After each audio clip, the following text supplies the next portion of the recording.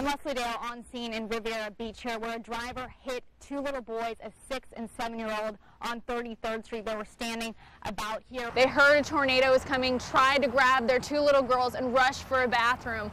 Before they knew it, their entire house was in their backyard. The gel we're talking about, well, it prevents anything from burning, including my hands. Investigators have been here in the Lafayette Cemetery since this morning, digging up the remains of an unidentified man buried here 55 years ago. It started with the city charter. It says that every council member must live in the district they represent. Well, Rutherford's is District 6. At election time, she said she lived there, but today I found evidence that points elsewhere. This is Rutherford's signed petition to run for office. It's on file at the Hamilton County Election Commission. She stated her address was 3442 Alta Vista Drive in District 6. But we did not find Rutherford at Alta Vista, or in District 6 for that matter. We found a different address for her in Chattanooga's most recent phone book, 308 Hemp Hill Avenue, not in the district she represents. This is in District 5, and where we saw her driving today.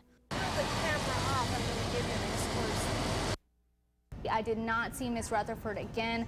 However, I did contact the city attorney, Randy Nelson. He said if he does find proof she does not live in her district, District 6, she will lose her position. Our long month of investigating finally came to a halt this afternoon in a council room packed full of constituents of District 6, Rutherford's elected district. You see, City Attorney Randy Nelson filed a petition to oust Rutherford based on findings she does not live in her elected District 6. Rutherford fired back and filed a suit against the city. You've got to remember, it was only a week ago when Rutherford filed a lawsuit against the city, including her fellow council members, and announced she was staying put.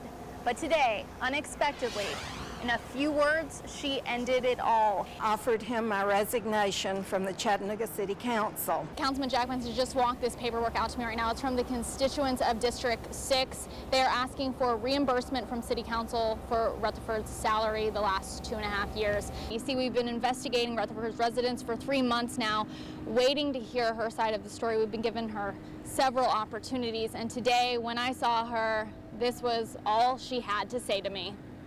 Here we go. Ironically, listen to what Mayor Ron Littlefield told us just a few hours earlier about his decision to rehire Rutherford, if only for 3 days. To protect the city, it's important to be compassionate. It's important to treat a person with respect. We spent the entire day outside Rutherford's temporary office while she worked on a real estate project for the city. Finally, she opened the door late this afternoon. Marty, what do you think about people saying you shouldn't be working for the city today? Rutherford refused to answer any of our questions and walked outside with her boss for the next few days. City property manager Danny Thornton. Can you tell us what Miss Rutherford's doing with you? Thornton explained Rutherford was going with him to look at a property in Hickson, while Rutherford hid behind the city seal. That's where we're going. Chattanooga Mayor Ron Littlefield issued this statement and talked to council. It says he's backing off and Rutherford will not receive her retirement health benefits.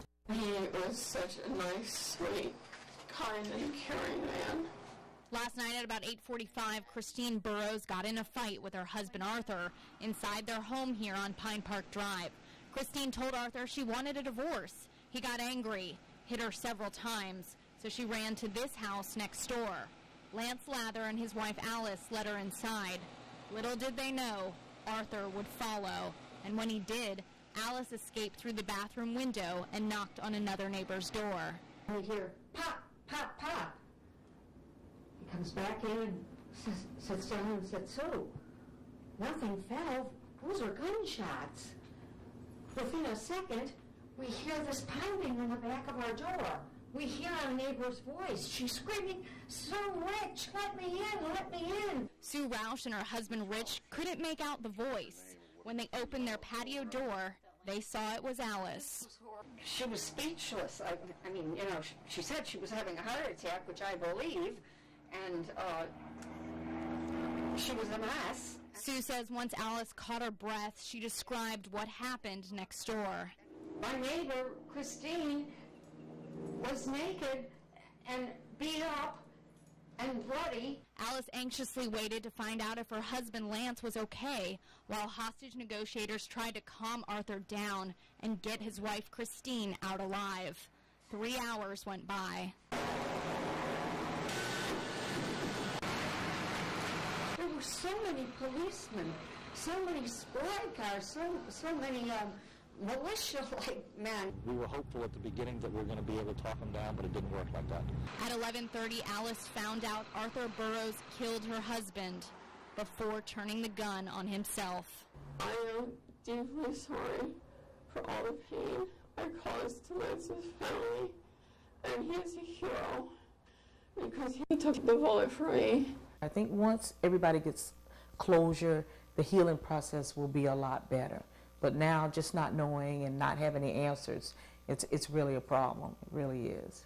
Donna Kirk says she's been waiting to hear the whole truth about her friend Cynthia Andrews' death for 1.5 years now.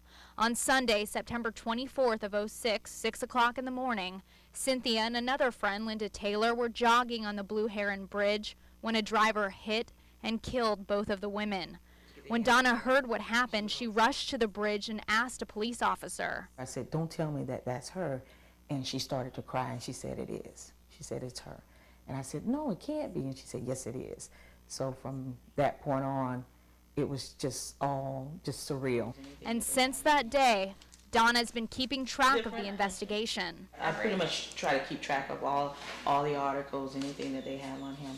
Day one, police found this man, Adam Gaillard's abandoned car near the bridge. A few days later, he turned himself in and told police he didn't realize he hit 2 women. He thought he hit the wall of the bridge. I find that hard to believe that you didn't realize that you didn't know that you actually hit an individual unless you were under the influence of something else. We checked Gaillard's record. He's been convicted of DUI and cocaine possession. He faces trial on Tuesday for leaving the accident that ended everything for Linda and Cynthia. It's just all surreal, you know. Can't believe I'm going to visit her at her gravesite, but you know, we all just miss her.